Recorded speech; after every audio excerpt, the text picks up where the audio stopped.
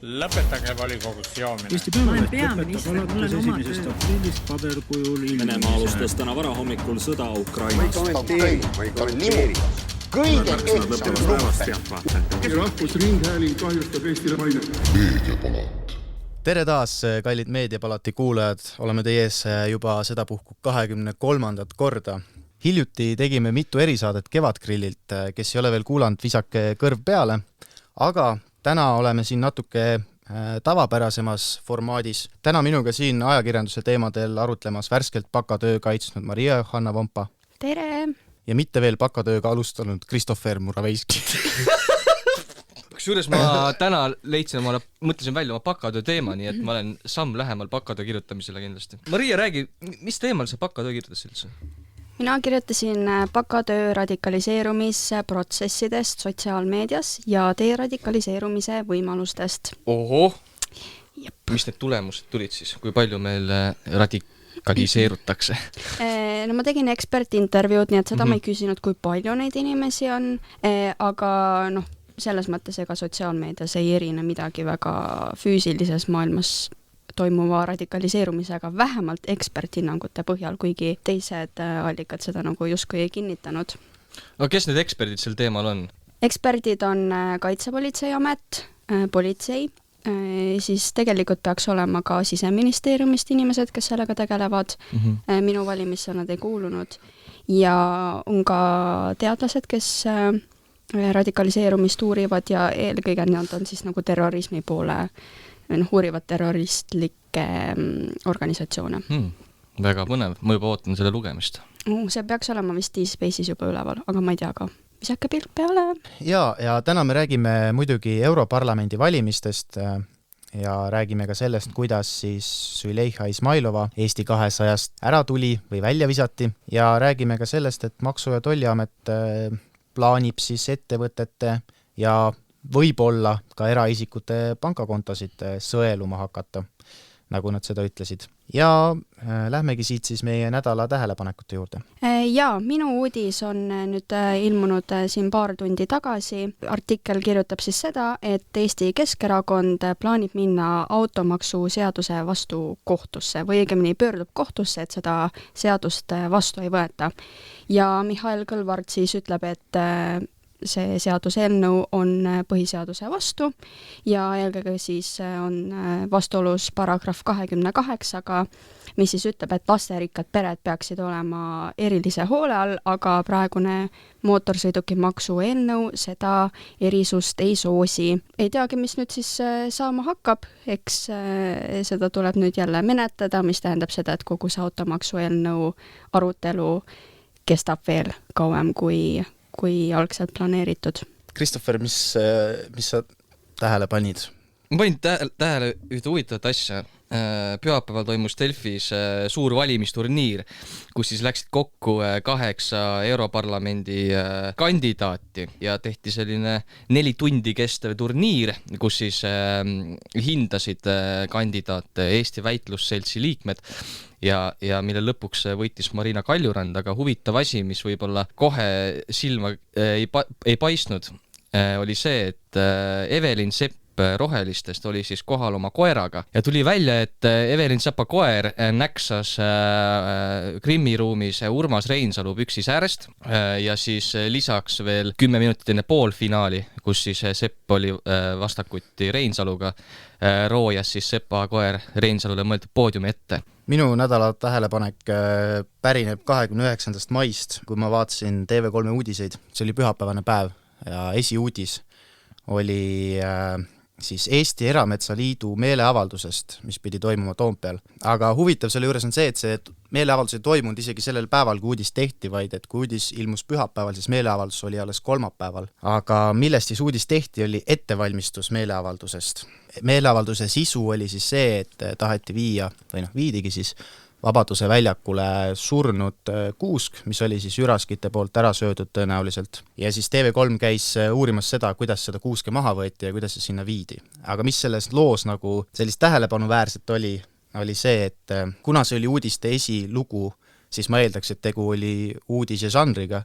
Sellel uudisel oli 2 allikat ja mõlemad olid Erametsaliidust või sellega seotud.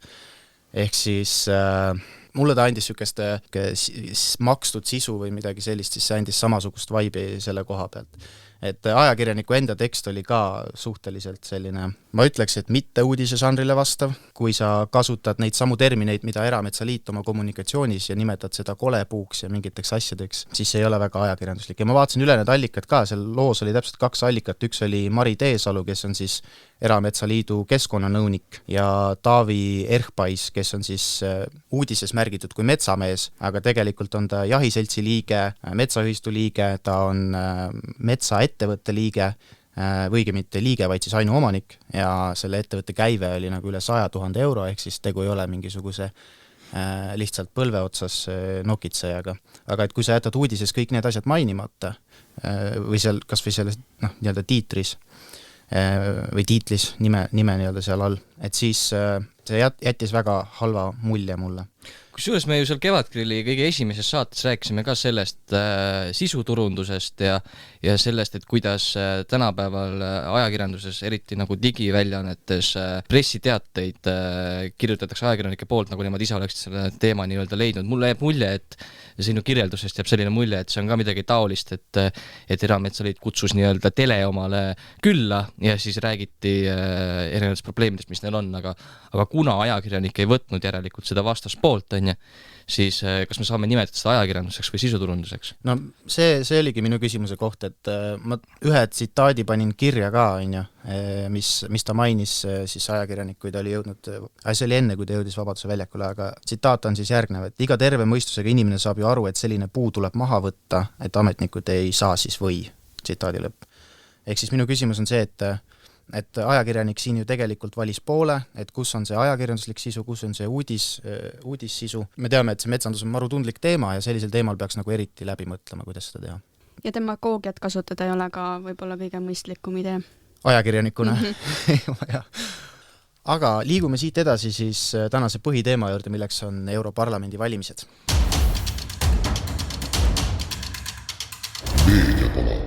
Sellest esmaspäevast algasid siis Europarlamendi valimised, mis tähendab, et ka meediamajad panevad palju rõhku erinevatele debattidele ja Europarlamendiga seotud teemadele. Eks patt oleks mitte seda kõike meediapalatis analüüsida. See on lai teema, võtame mingid aspektid siin ette, et võib-olla läheks ajast natuke tagasi aprilli keskpaika, kui Eesti 200 avalikustas oma programmi ja valimisnimekirja. Ja kampaania oli neil alguses selline vägagi hoogne, võis lausa tunduda võib-olla selline noortele suunatud, et siin kindlasti meenub see skandaal 5-, kus nad tegid seal kampaania videos seda Weissoni tantsu ja siis see Tsahkna välja öelda, et lähme johhaidi Euroopasse ja muud sellist, et see pole tavapärane, et üks erakond kasutab selliseid võtteid oma poliitkampaanias. Aga huvitav olekski nüüd teada, kas see on üldse mõjus, et kas see näiteks kutsub noori valima või muud taolist. Mis te ise sellest nagu algsest Eesti 200 kampaaniast üldse arvate, mis teil see esimene emotsioon oli, kui sellised videod ja artiklid ilmusid? Ma ütleks noortepäraselt, et see oli natukene cringe. Puhtalt sellepärast, et kui võrrelda teiste poliitikutega või poliitkampaaniatega, mis on sellised hästi formaalsed, struktureeritud, siis see oli täiesti pilla-palla, kõik tantsisid, seal on ju muidugi võib-olla see 5- lõi mingid seosed, et ma isegi ei tea, mis seoseid see võis luua, aga see teema oli Eurovisioon, Eurovisioon ja juba vist selle Eurovisiooni selle Ebuga nii-öelda tekkisid ka selle küsimused, et Ebu küsis, et kas on ikka õige, et meie nii-öelda tunnusmuusikat asju kasutada, aga lõpuks see lahenes ikkagi ära. Aga kas see klipp oli pikem kui see, mis telereklaamist läbi on käinud või? Vaata, telekas on see koht, kus nad lihtsalt tantsivad, kas seal oli midagi veel, siis nad tulid lavale, tantsisid? Seal oli minu arust niimoodi, et kandidaadid tulidki järjest lavale, vahepeal oli vist mingi Weissoni tantsu ühesõnaga selline lõbusas meeleolus laval olemine ja Eurovisiooni meeleolu tekitamine. Oota, aga Maria, miks see sulle cringe tundus? Sest hästi paljud kritiseerivad seda, aga mina alguses, kui ma vaatasin seda, siis mulle tundus see nagu väga hea idee, et seda teha. Ja ta eristub seda kindlasti, et kui ma peaksin mingisuguse poliitreklaami praegu ütlema, siis ma arvan, mul tuleks see meelde, sellepärast, et ta lihtsalt on meelde jääv. Ja teine on kõik need Jüri Ratase uued videod, mis ta on teinud, eks ole. Ja ma lihtsalt kuidagi tunnen, et see ei ole võib-olla selline viis, kuidas ma tahaksin et poliitikud ennast presenteeriksid. Ma lihtsalt ei tea, mulle isiklikult nagu ei jätnud see kõige sümpaatsemat muljet. Mulle just tundus selles mõttes nagu hea idee, enne kui see 5- skandaal nii-öelda tuli, et see on küll nagu nõme käitumine, et sa küsid, sulle öeldakse ei ja siis sa ikka kasutad seda laulu. Et see on, aga selles mõttes nad ei saanud selle eest väga mingit kahju ka, et keegi otseselt näpuga ei näitanud, natuke 5- ütles, et te rüvetsite meil laulu ära. Aga lihtsalt, et nad tegid ju enne Riigikogu valimisi, nad tegid ju ka seda oma programmi tutvustamist, vist oli kinosaalis või? Nagu selline nagu filmitreilerina, kogu see nende mingi superkangelaste teema oli. Ja superkangelaste teema, aga nende kampaania oli ka ju reklaamid, mis teles jooksid, olid samamoodi, et Riigikogus alates mis iganes 5. märtsist või mis see kuupäev oli, et see on ka siuke nagu filmi reklaamitakse, et selline, see on ikkagi siuke nagu mingisuguste tänapäevaste meediaelementide kasutamine oma selles, ja ma ütleks, et see on ikkagi palju, nagu sa ütlesid ka, see meeldejääv töötab palju paremini kui see selg sirgu, on ju. Ja, seda küll. Kuidagi ma nagu suudan suhestuda sellega, aga selle ilusa kampaania lörtsib ära see, et ta jääbki loosungiks, et ta ei lähe nagu sealt loosungi tasemelt kaugemale, tundub praegu üldse Eesti 200 probleem olevat. Ma arvan, et siin tasub otsa vaadata Marek Reinaasale, kes tõenäoliselt on selle kõige tagatõeline reklaami ekspert, on ju. Aga mulle ka, ta on meeldejääv ja nagu öeldakse, ma arvan, poliitikas on samamoodi, et igasugune tähelepanu on hea tähelepanu, kui mõelda nii-öelda, mitte just skandaalidest, mis reitinguid alla toob, aga sellised nii-öelda märkimisväärsed kampaaniad või et mis jäävad hästi meelde. Aga mind paneb ka muretsema see, et selle taustal ei ole seda sisu. Ma ei ole näinud nii palju sisu Eesti 200 kampaaniatest, kui ma näen seda sisu teiste erakondade kampaaniatest, et Eesti 200 võib-olla oleks võinud natukene sisukamat kampaaniat teha, mitte mängida ainult selle peale, et kõik on meelelahutuslik, kõik on toreda, kõik on äge, et tuua välja mingeid konkreetseid lubadusi, et ma ei ole näinud Eesti 200-lt mingeid konkreetseid selliseid, et mida me lähme nüüd täpselt Euroopasse nüüd korda tegema, mida tegema, et ma mõtlen just, kui sa just programmi pole lugenud, et sellisest välikampaaniast seda nagu näha ei ole. Ja olgem ausad, tava valija ei loe programme läbi. Kahjuks mitte. Vaatab neid debatte, ja debattides on Eesti 200 olnud minu meelest ikkagi väga nõrk.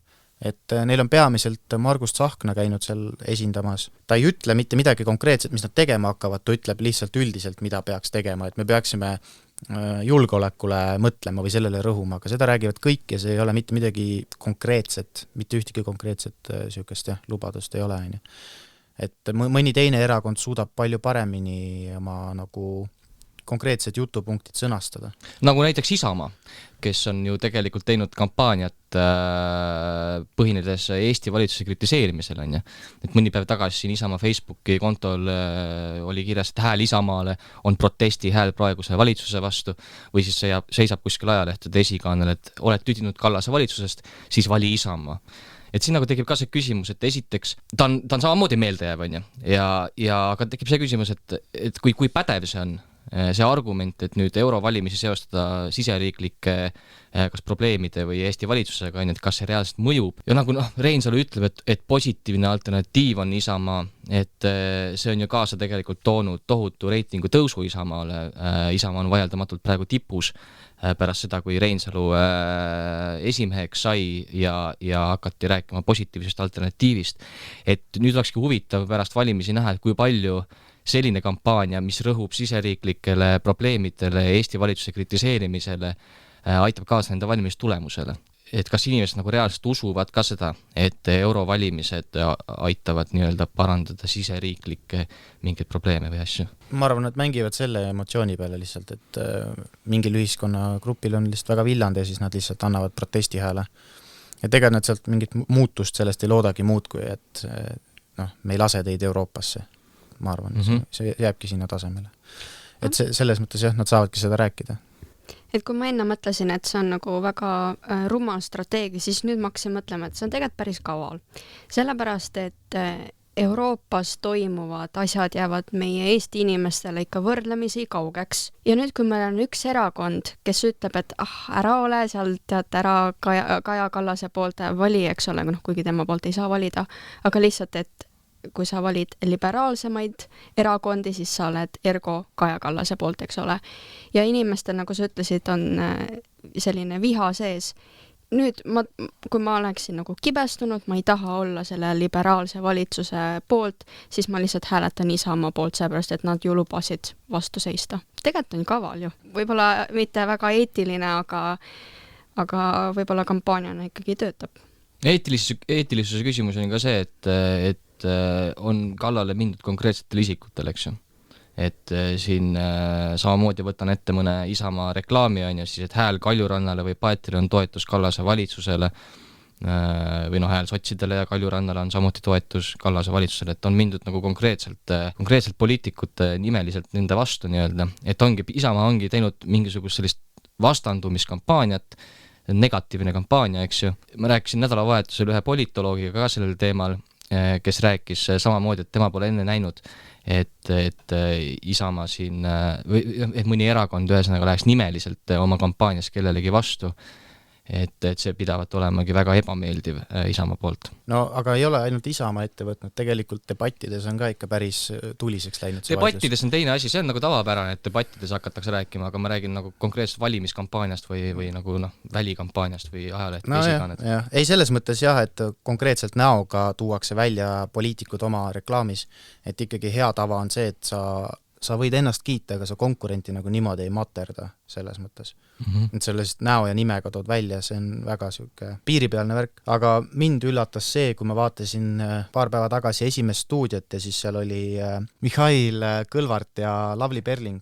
Ja kuidas siis Lavly Perling siis parempoolsete poolt oli valinud nii ründava retoorika, et ta nagu tõi saate jooksul ikka, ma arvan, mingi 5 või 6 korda välja selle, kuidas Yana Toom ei esinda Eesti huve ja samamoodi ütles, et Keskerakond ei esinda Eesti huve Euroopas, on ju. Kuidagi siuke, ühest küljest kindlasti paljud inimesed seda mõtlevad, aga kas on vaja need asjad nagu välja öelda niimoodi seal, et see ei ole ka minu meelest hea poliitilise debati nagu osa, et sa niimoodi lihtsalt materdad, sest et seal ei saa mitte mingit konstruktiivset asja nagu järele tulla. Ja saatejuht nagu kuidagi ei noominud või kuidagi ei takistanud ka nagu seda sellist käitumist seal. See on jälle see küsimus nagu, et me ju tahame, et inimesed oleksid aktiivsed valimistel ja nad huvituksid valimistest. Mõnikord selline kritiseerimine, vaidlemine, sopa loopimine nii-öelda inimestele lihtsalt meeldib. Ja sealt nagu tekib see küsimus ka, et milline see retoorika erakonnal on, et saabki ju laias pildis kahte nii-öelda lehte panna selle, et üks on see, et enda kiitmine, et me oleme nii tublid ja me oleme parimad, ja teine on see, et konkurendid ei saaks hääli, siis tuleb neid kritiseerida.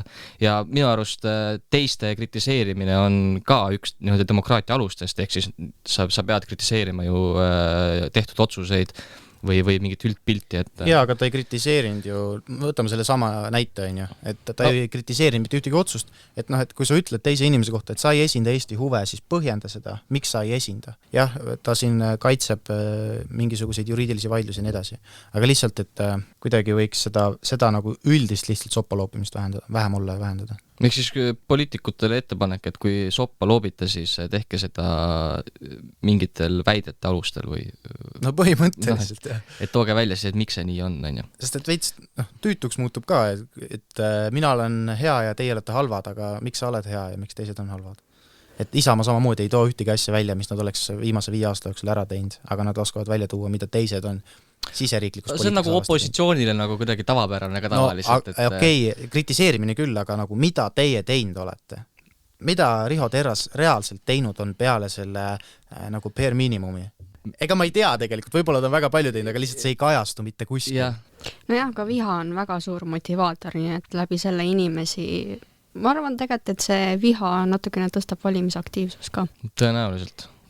Juba siin on esimesed prognoosid, et seekord on Europarlamendi valimistel aktiivsus kõrgem, kui ta varasematel aastatel on olnud. 5. juunil oli TV3-s Europarlamendi valimiste debatt, nagu nad siin sel aastal teinud on.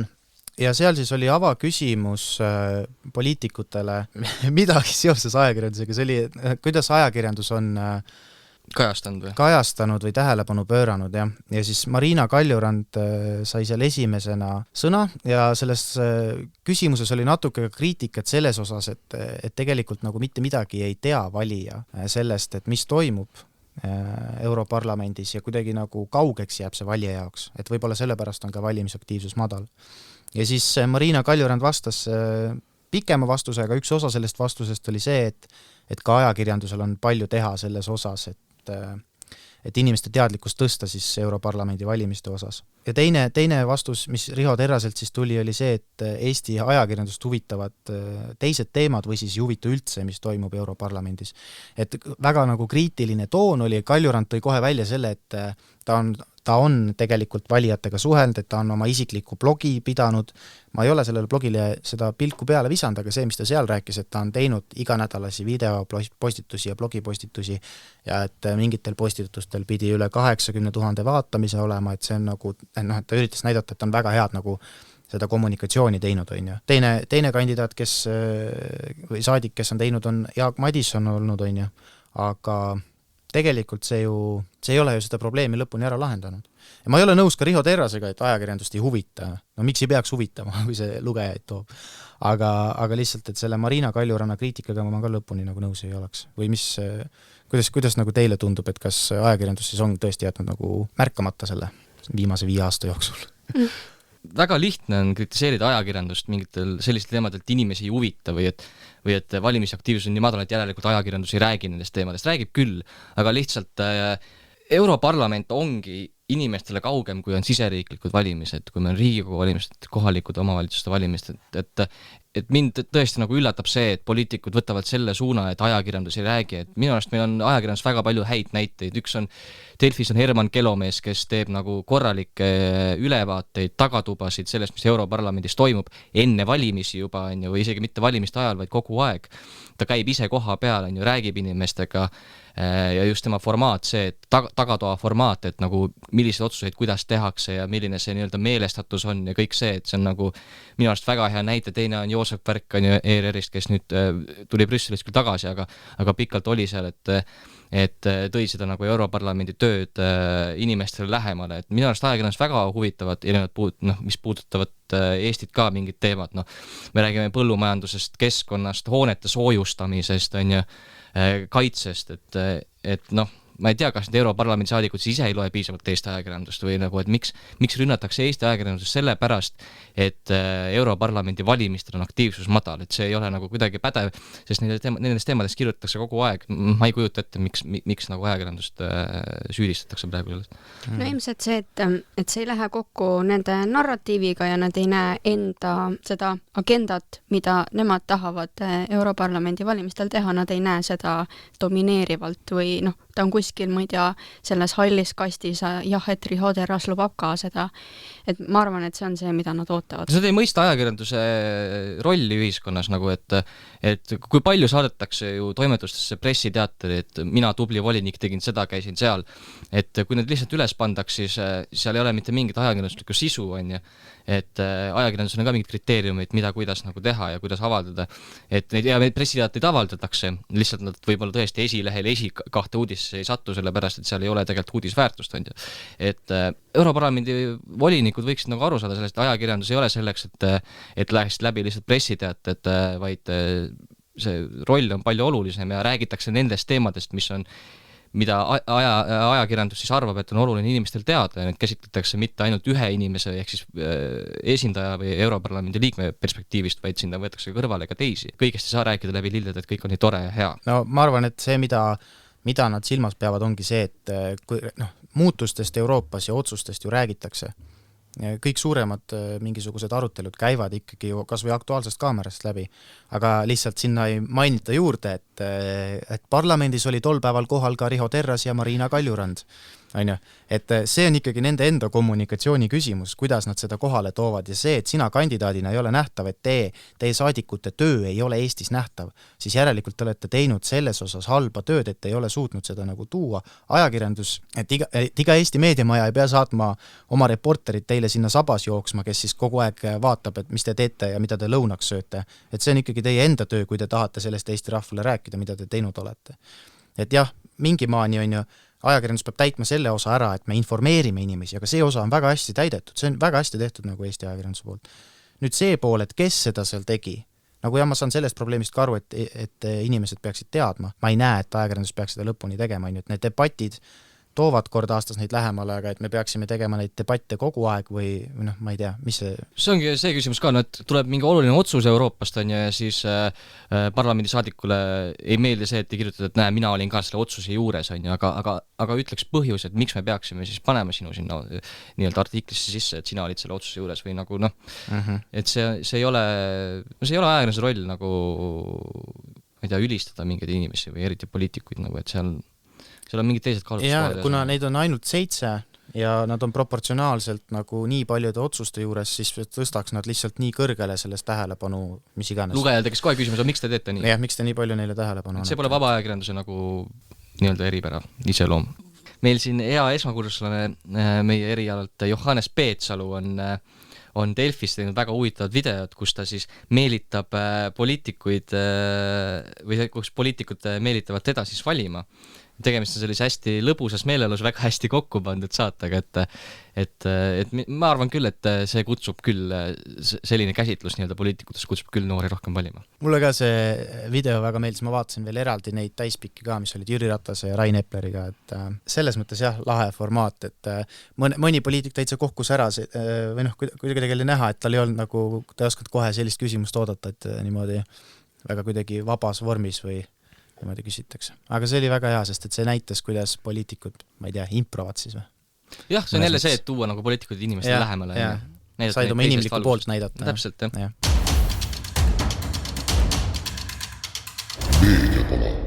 Järgmiseks räägime siis Eesti 200-st ja sellest, kuidas siis sel nädalal visati Eesti 200 ridadest välja Züleyxa Izmailova. Võrdlemisi palju, ma ütleks, tähelepanu saanud ajakirjanduses, aga millest see kõik alguse sai, oli see, et 28. mail toimus siis Riigikogu keskkonnakomisjoni istung, kus arutati siis Eesti tuumaenergia kasutusele võttu toetamisega seotud eelnõud. Ja keskkonnakomisjoni esimees on Igor Taro, kes on siis ka Eesti 200 liige, erakonna peasekretär. Ja pinged said alguse siis, kui Taro ei lubanud sellel avalikul, sellises avalik istung, ei lubanud sellel avalikul istungil siis Izmailoval sõna võtta. See siis pälvis sellega, et Izmailova ütles, et tema ei lase ennast vaigistada. Izmailova ise tegelikult kuulub maaelukomisjoni, aga ta oligi siis seal lihtsalt külalisena, kuna see tegu oli avaliku siis komisjoni istungiga. Jah, Izmailova siis teatas sellest sotsiaalmeedias, et talle ei sobi see viis, kuidas Igor Taro talle sõna ei andnud. Ja kõik see kokkuvõttes lõppes siis sellega, et juhatus kogunes ja otsustas, et Izmailova visatakse siis erakonnast välja. Ja see istung, hiljem vaatasin, see istung toimus reede õhtul, nii et neil oli nagu eriti kiire sellega. Izmailova veel ise pakkus, et võiks selle peale valimisi lükata, aga juhatus otsustas siis ikkagi koguneda ja ta sealt välja visata. Minu meelest on sellest teemast ikkagi nagu väga selgelt näha, et kui erakonna nii-öelda musta pesu hakatakse juba avalikkuses pesema, et siis on nagu erakonnas sees asjad päris kehvasti, et isegi Keskerakond suutis nagu mitu kuud varjata seda, et neil on need sisepinged. Pikalt ju tegelikult oli see eitamisfaas ja midagi otseselt ei tulnud, aga et nüüd on nagu Eesti 200 niimoodi, et me oleme siin juba jaanuari lõpus saati kuulnud erinevatest asjadest, kuidas inimesed on tülis ja lahkuvad ja küll on juhatuses pinged ja küll on mingis komisjonis pinged, on ju, Riigikogu komisjonis siis erakonnakaaslastel omavahel. See ikkagi kõik paistab nagu väga halb välja. Aga minu arust see juhatuse otsus seal artiklis oli ka, et otsus Izmailova erakonnast välja arvata ei olnud mitte konsensuslik, vaid see oli enamuse otsus. Et seal olid ka tegelikult ainult 2 inimest, kes olid vastu sellele ja üks oli ma hakkasin ütlema Suusu. Oligi Suusu, jah? Jah, Izmailova ja teine Terras, jah. Aga Kristina Kallast vist ei olnud kohal. Kristina Kallas ja Jašinit ka ei olnud juhatuse koosolekul kohal. Aga kusjuures sellega, et see just reedel toimus, mul on tekkinud vahepeal selline tunne, et väga paljude selliste poliitiliste otsustega või mingite teemade tõstatamisega on see, et reede õhtul tõstatakse need teemad, kus väga ei tahata kommenteerida.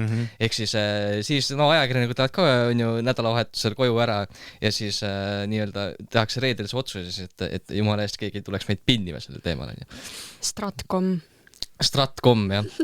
Aga noh, selles mõttes see olukord kindlasti paneb Eesti 200 halba valgusesse, eriti arvestades, kui kehv reiting Eesti 200-l on, siis kindlasti see midagi head nagu praegu kaasa ei too, sest tegelikult juhatus on ju põhjendanud küll neid otsuseid ja siin tegelikult kritiseerinud Izmailovat nagu korralikult, et ta on nagu avalikult meediasse erakonnale tuld pannud ja et ta kuskil koosolekutel on läinud ust paugutades minema ja ühesõnaga ta on mingit käitumisprobleeme välja. Izmailova muidugi ise ütleb, et see on täielik valetamine, et just Igor Taro, kes on Eesti 200 peasekretär, on hakanud valetama.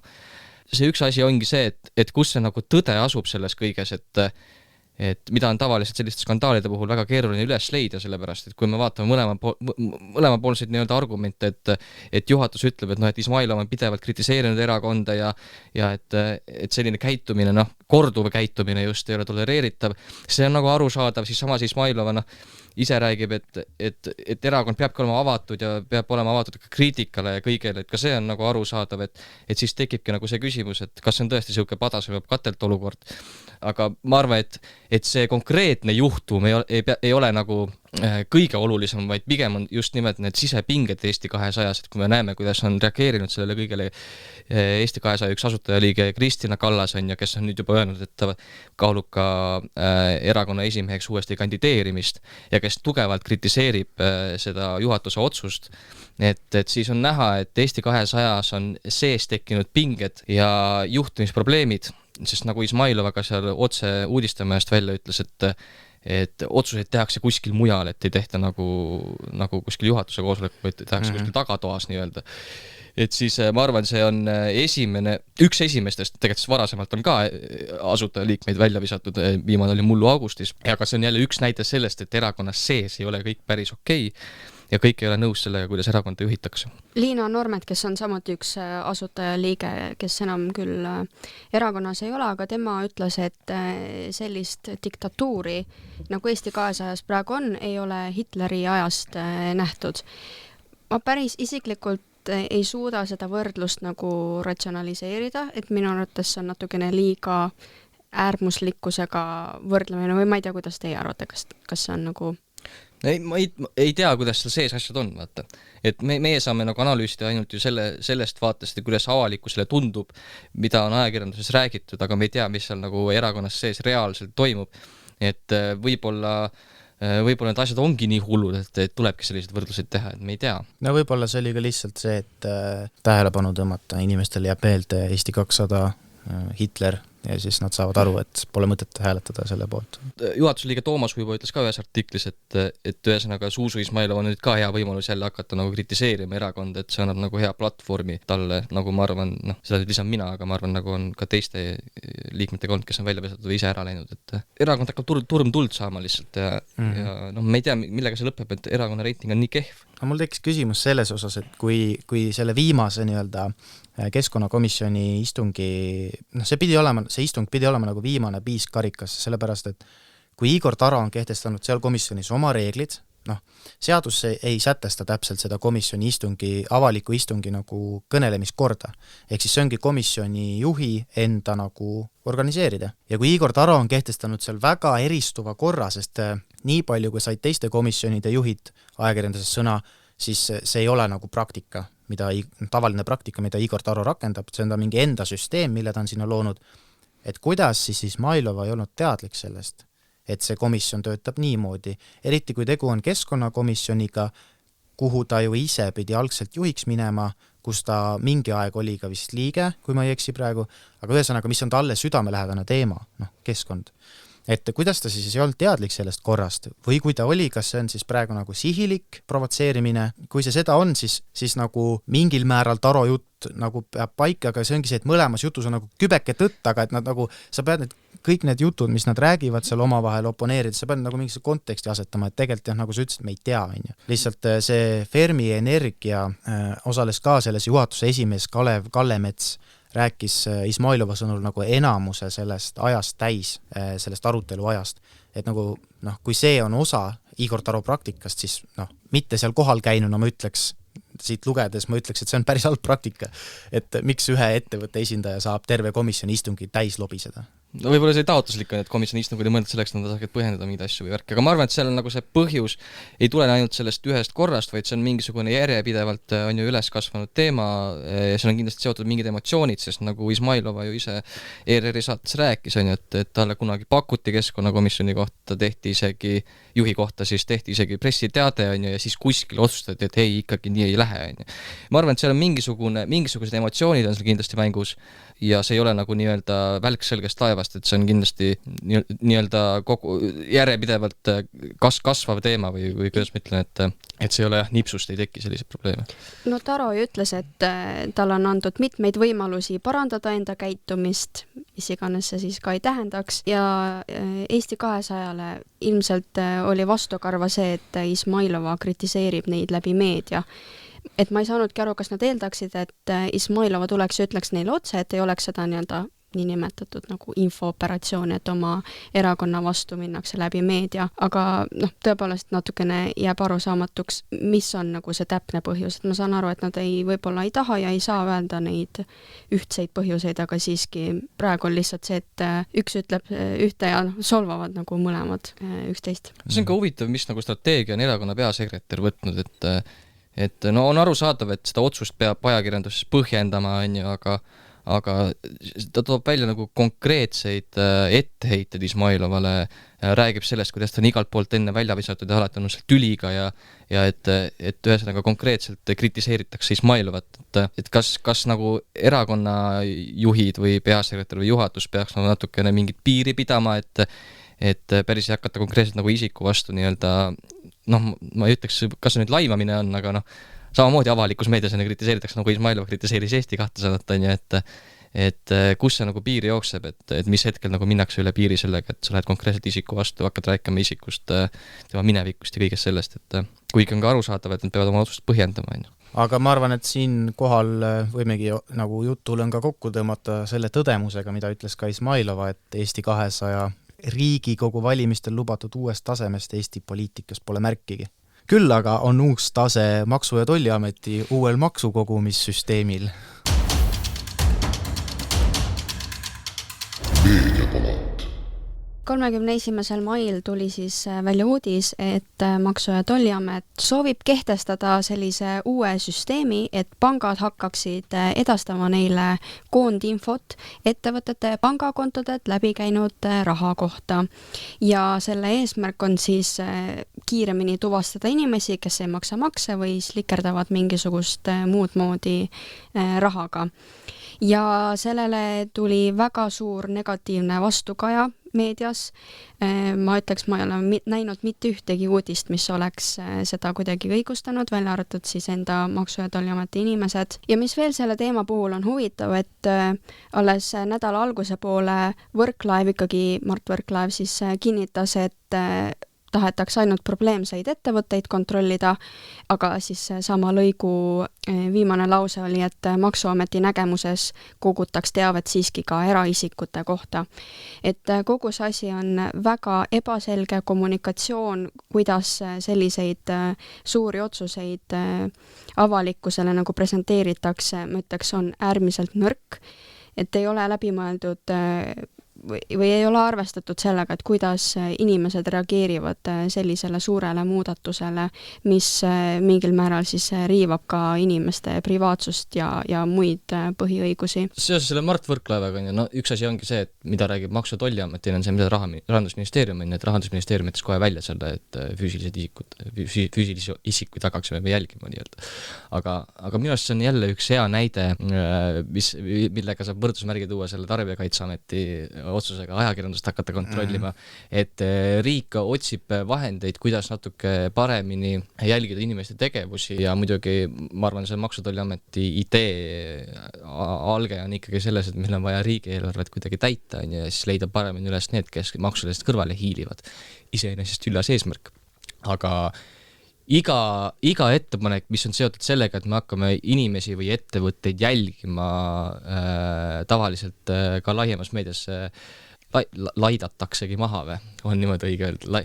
Laidetakse maha, et ja sellel on ka oma põhjus, et inimesed ei taha, et nende privaatsust riivatakse ja selles mõttes on nagu huvitav debatt olnud ajakirjanduses, et siin ju igast õigusteadlased on võtnud sõna ja värki, et tõesti mina ka ei ole näinud ühtegi sellist arvamust peale Maksu- ja Tolliameti, et see oleks nii tore ja hea mõte. No selge on see, et meil on vaja seda probleemi, et inimesed maksaksid makse, seda on vaja lahendada ja oli ka alles hiljuti uudis, et ümbriku palga tõttu jääb saamata üle 100 miljoni euro maksutulu. Et see on arusaadavat nagu asi, millega tuleb tegeleda ja see on selles mõttes tervitatav, et me pakume välja erinevaid lahendusi, kuidas parandada meie inimeste nagu hüvesid, on ju, et kui on rohkem makse riigieelarves, siis on ka rohkem hüvesid, on ju, aga lihtsalt ma jään ikkagi selle juurde, et see kommunikatsioon on olnud äärmiselt kehv. Ja, Kristoffer, sa ütlesid enne, et sellel on üllas eesmärk. No ma ütleks, et kui keegi tahaks teha midagi väga kurja maailmas, siis ta ei teeks seda kunagi ilma selleta, et ta vabandaks seda mingi ülla asjaga. Et et selles mõttes, kui meil on 40 miljonit 4 aasta peale, see teeb 10 miljonit aastas, see teeb 10 eurot inimese kohta. Et kas me nagu saame 10 eurot rikkamaks sellega, et me anname ära oma privaatsuse, ma ei tea, ma võin selle 10 eurot nagu ära anda. Ma ei mõtle, et üllas eesmärk on see, et nüüd veid niimoodi kontrollima. Ei, ma saan aru, ja ma veits sijaldasin. Et riigieelarvet on täita, et meil on vaja seda ja see on nagu reaalne probleem praegu on ja see on väga akuutne teema. Aga ma pidin seda ütlema, sest muidu jääb mulje, et ma õigustasin kuidagi neid, aga ma kindlasti ei õigusta. Aga minu arust see on jälle üks teema, kus on väga hästi läbi näha ajakirjanduse roll ja valvekoera roll just täpselt, et sellistele ettepanekutele anda kohe platvormi erinevatele ekspertidele, neile endale, erinevate osapooltele, et see on nagu väga taaskord muster näide sellest, kuidas Vesi läks ümber, aga see on muster näide sellest, kuidas ajakirjandus hoiab silma peal erinevatele protsessidele, mis Eesti riigis toimub ja millised ettepanekuid tehakse ja siis neid käsitleda nagu ajakirjanduslikus võtmes. No kui ajakirjanduse rollist rääkida, siis mulle väga meeldis Kuku pärastlõunas, käis külas Maksu- ja Tolliameti peadirektori asetäitja maksude alal Raili Roosimaa ja ta siis rääkis sellest plaanist natuke lähemalt. Ajakirjanikud Indrek Ojamets ja Siiri Mihkelson küsisid väga häid küsimusi. Üks nendest oli see, et kas teile ei tundu, see ei olnud päris sõna-sõnalt, aga põhimõtteliselt, et kas teile ei tundu, et see on natuke hirmutav plaan inimeste jaoks, et me tuleme nagu süsteemist, kus kogu aeg kõiki jälgiti, et võib-olla see ei oleks nagu hea samasugust asja hakata siia kehtestama. Ja siis selle peale Maksu- ja Tolliameti esindaja ütles, et ega meie eesmärk ei olegi igat tehingut hakata vaatama ja meie eesmärk ei olegi kogu aeg kõiki jälgida, et me ainult kord kvartalis või kord aastas. Aga lihtsalt see kõlas seal intervjuus nii naljakalt. Mis on tõesti see, et ma muidu ei suitsata ainult pühapäev. Ja. Et kui teil on juba see ligipääs, siis mis vahet on, kui tihti te seal käite nagu. Et ühesõnaga, kommunikatsioon on ikkagi natuke olnud kehva, nagu ma ei mäleta, kumb teist enne välja tõi, aga et Maksu- ja Tolliamet ütles ühte ja siis rahandusminister ütles teist, et need olid täiesti kategooriliselt vastukäivad asjad, et me vaatame kõike, ei me vaatame ainult ettevõtteid. Ülipalju segadust on praegu ühiskonnas, nagu ülipalju. Maksude teemal, julgeoleku teemal ja siis mingid muud asjad ka. Et ma paneks selle, ma arvan, et see asi ei lähe läbi, see lõpuks canceldatakse ära, sest neil ei ole piisavalt poliitilist kapitali, et seda läbi hakata suruma, aga ma paneks selle samasse kategooriasse selle tarbijakaitse teemaga, et hakkame ajakirjandusele tõde defineerima, siis ma paneks selle samasse kategooriasse sellega, mis Kalle Laanet enne, kui ta Krimm uurimise alla läks. Põhimõtteliselt, et siis me hakkame avalikku teavet on ju piirama, selle kättesaadavust ja anname asutustele ise õiguse. Et see nüüd läheb järgmise asjana sinna ritta ja see vist ei olnud küll keegi valitsusest, aga siis kui oli see automaksu algatamine eelmine suvi, siis ju räägiti sellest, et võiks autodele peale panna need kilomeetri lugejad. Et kui me nüüd oletame, et me teeme homme päev kõik need asjad ära, siis millises ühiskonnas me tegelikult elame nagu. Aga need on kõik viimase mingi aasta jooksul või pooleteise jooksul läbi käinud asjad. Vaata, siin ongi, ja need inimesed, kes kritiseerivad ajakirjandust, räägivad, et nad on mingisuguse liberaalse maailmavaate esindajad ja nad on valitsuse nii-öelda käpiknukud on ja või midagi taolist, siis need on täpselt need näited, kus me näeme ajakirjandust iseseisva valvekoerana. Ja kui ajakirjandust ei oleks neid asju ülilihtne läbi lasta, mitte midagi ei juhtuks. No isegi ei teaks, et siuke asi tahetakse teha. Alustame sealt. Et tegelikult on kodanikuna päris hea tunne, kui sa vaatad, et mingi siuke asi on ja siis sa mõtled, et pagan, et see ei ole õige ja siis järgmisel päeval ajakirjandus võtab selle teema lahata ja päriselt tegeleb sellega. Et see on ikkagi kaitsev efekt on sellel asjal. Huvitav, kas siis tõesti ei ole mitte ühtegi inimest Eestimaal, ütleme, kes on natukene mingisugusegi ekspertiisiga, on ju, kes oleks selle asja poolt? Ma ei tea. See on jälle enda nii-öelda meedia tarbimises kinni võib-olla, et äkki kuskil on midagi öelnud. No, ilmselgelt.